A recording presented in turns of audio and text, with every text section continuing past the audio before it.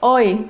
Na aula 3, eu vou conversar com vocês um pouco sobre os moldes, sobre a maneira certa de riscá-los e cortá-los e também sobre como o tecido e a malha se comportam com o mesmo molde. A gente também vai falar sobre a importância de fazer testes e também vamos começar a colocar a mão na máquina ou na agulha. Vamos riscar, cortar e costurar a estrutura do corpo da nossa boneca.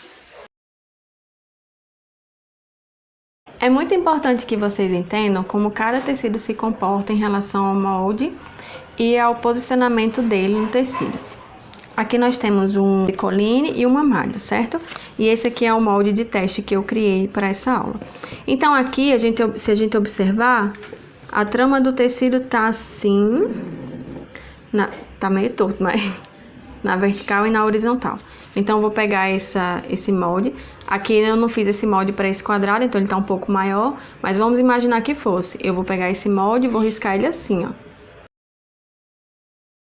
Aqui eu costuraria nessa volta toda para fazer esse exemplo aqui que eu quero mostrar para vocês.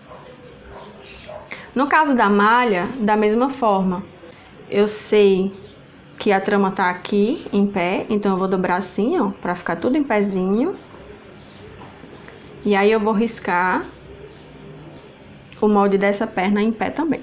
Aqui também a gente vai costurar em toda a volta para fazer esse modelinho aqui que eu trouxe para vocês. Então, aqui nós temos o mesmo molde no tecido e na malha. O que eu vou fazer agora vai ser virar e encher e mostrar para vocês aqui a diferença de um para o outro.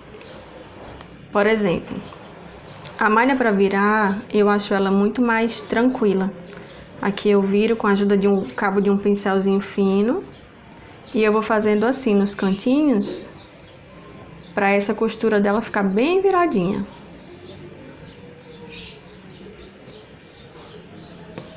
O tecido da mesma forma. Eu já tenho um pouco mais de dificuldade para virar. Mas essa peça aqui não é uma peça tão pequena, então eu ainda consigo virar ela com certa facilidade. Quando é uma peça muito pequena, aí o tecido deixa o trabalho mais difícil. Ele não tem muita maleabilidade. E agora eu vou encher e vou mostrar pra vocês como fica o resultado final dessas duas peças.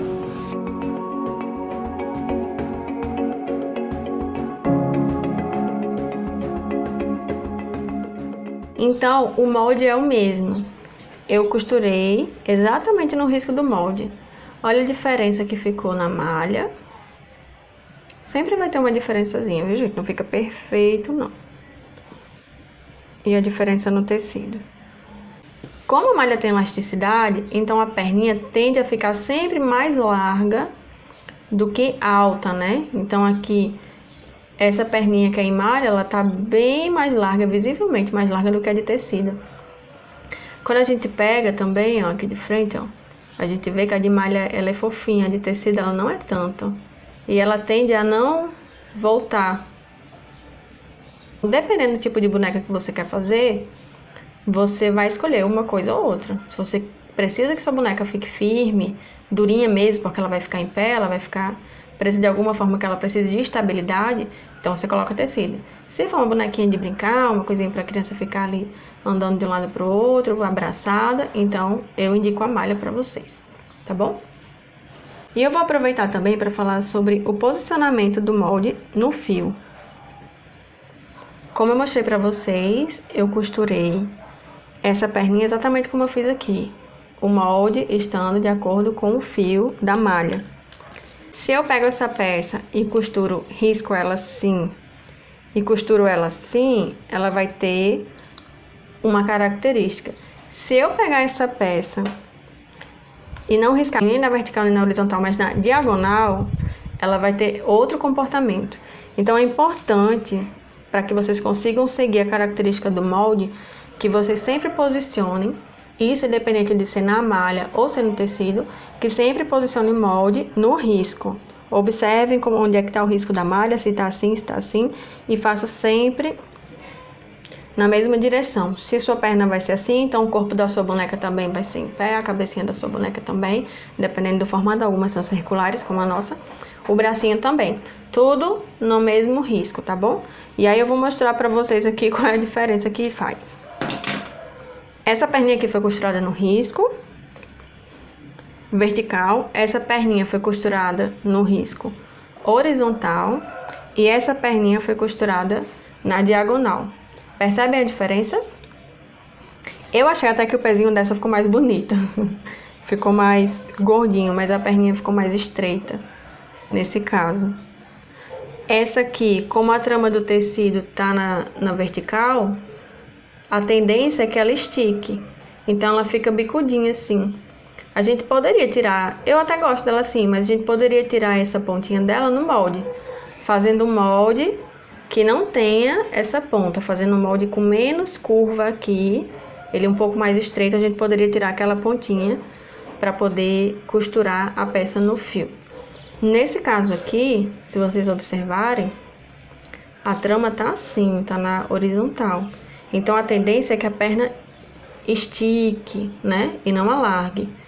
Por isso, essa perninha aqui, o pezinho, nesse caso, ficou mais alto, né? Do que esse outro aqui, ó. Você vê que ficou bem mais alto do que o outro. E a perna ficou ligeiramente mais estreita. Deixa eu focar. Ligeiramente mais estreita. Não ficou nem tão estreita não, porque é malha. Ela tem mais maleabilidade mesmo. E nesse caso aqui, que é o que tá tudo errado, né? Tá na diagonal. Ficou um pé feio? Não ficou. Mas esse pezinho aqui não é esse pezinho aqui. Então, se vocês forem desenvolver um molde, ou pegar um molde de uma boneca, e vocês querem que fique exatamente como tá lá, como vocês planejaram, tem que riscar no fio. Ou riscar na horizontal, se vocês querem que fique com essa característica. Mas lembrem, toda boneca tem que ser assim. Porque a trama da malha a gente consegue ver na boneca. E vai ficar muito estranho se ficar uma para um lado, outra para o outro. Mas não façam o molde, a costura do molde na diagonal, porque vai perder a característica da peça como foi pensado originalmente pela sua criadora ou pelo seu criador. Uma vez eu queria fazer um burrinho e aí eu fui tentar desenhar como seria esse burrinho.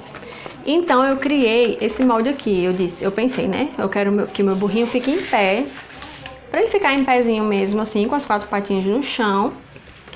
Então eu vou criar um molde de um burrinho que fique em pé. O que eu fiz? Cortei o corpo do burrinho e coloquei as 2 patinhas para ficar em pé. No caso aqui as perninhas vinham só até aqui. E aqui tem a parte do casco, da pata. Se vocês observarem, essa aqui é folha de ofício colada uma na outra. Que eu sempre faço isso pra não ficar gastando papel novo.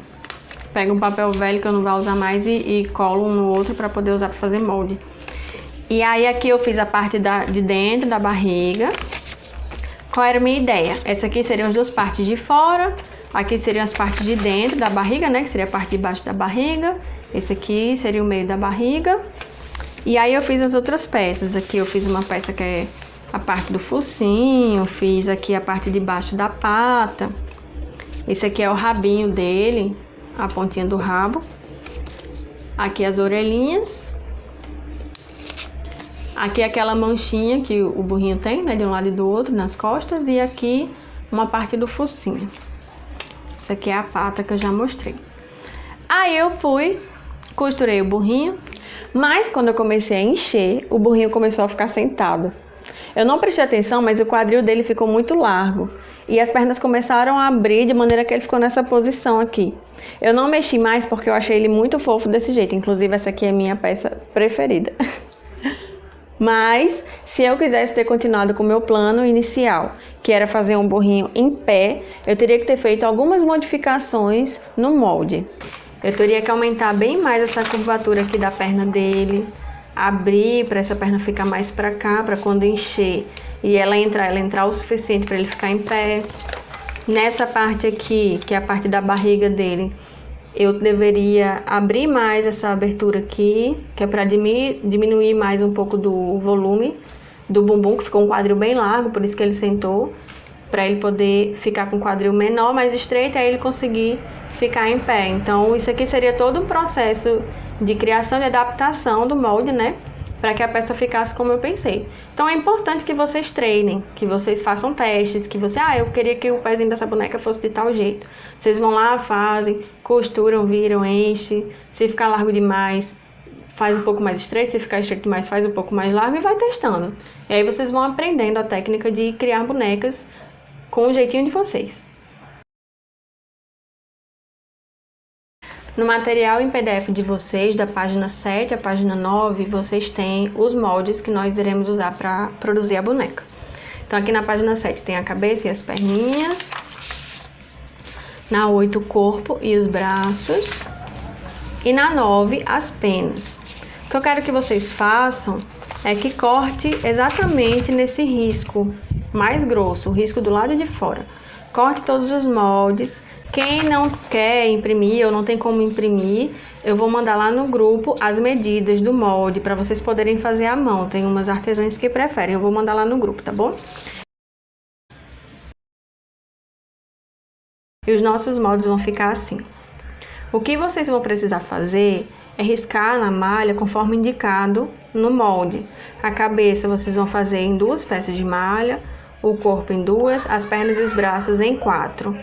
As penas a gente vai deixar para uma próxima aula, porque a gente vai fazer ela no filtro. Eu tenho aqui o meu pedaço de malha, que eu vou usar para fazer o corpo da boneca.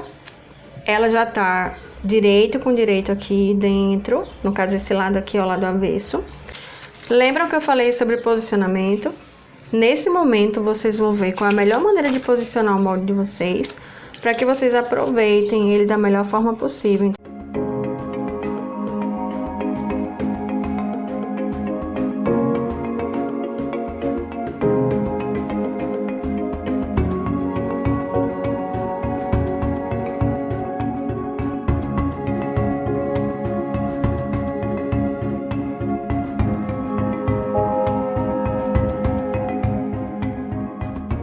Pronto, agora eu tenho todas as partes riscadas. O que vocês precisam observar na indicação do molde é onde você deve cortar.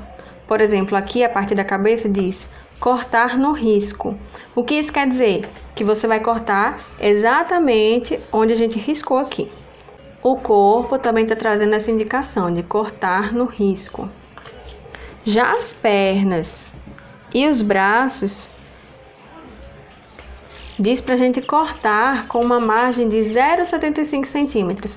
Essa margem que eu coloquei aqui é uma margem de segurança, assim, eu considero uma margem mínima. Vocês podem deixar mais se quiserem, é a margem mais ou menos que eu uso e eu consigo costurar tranquilo com elas assim. Então eu vou cortar pra vocês verem como fica.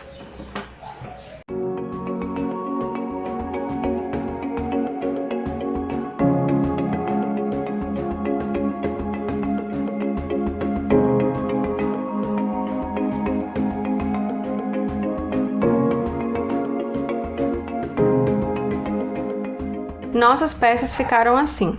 A cabeça e o corpo eu cortei exatamente no risco, sem deixar nenhuma margem. E as pernas e os bracinhos, da mesma forma que eu risquei, eu deixei, só separei os dois. Eu gosto de fazer assim, porque essa margem me ajuda a costurar as 2 peças, sem eu precisar deixar uma margem tão grande. Uma já ajuda a prender a outra, aí economiza um pouco de tecido, de malha nesse caso. O que a gente vai fazer agora é fazer algumas marcações que tem lá no nosso molde.